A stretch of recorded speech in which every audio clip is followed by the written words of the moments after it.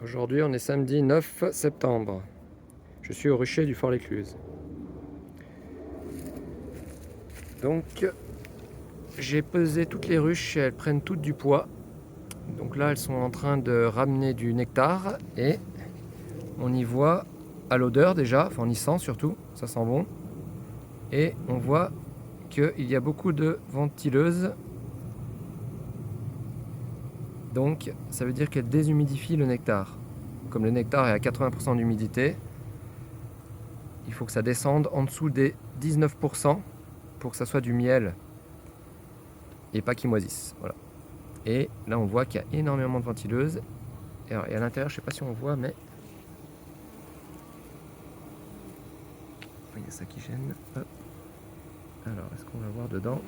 Elles avaient bouché le trou la dernière fois. Et là, on ne voit pas. Mince. Elles ont ouvert le trou en fait.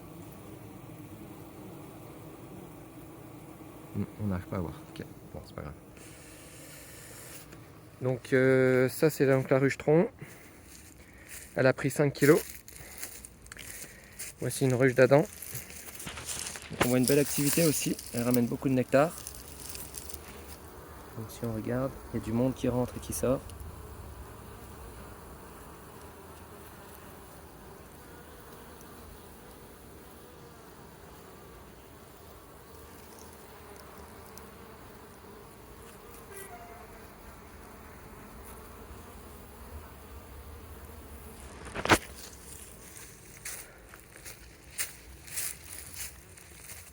Ça, c'est la ruche Goliath. Donc la ruche Goliath est très puissante. Elle est déjà lourde. Elle fait autour des 35 kg, donc elle est déjà pratiquement prête pour l'hiver. Alors je sais pas si c'est du nectar de lierre qu'elle ramène.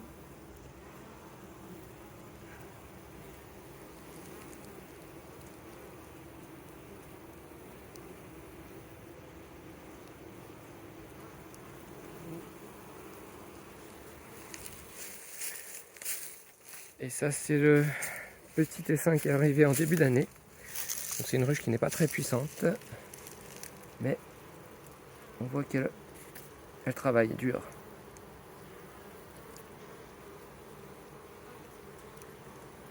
Donc c'est la dernière ligne droite avant l'hiver. En général, les premières gelées sont début novembre. Donc il faut vraiment qu'elle soit prête pour début novembre.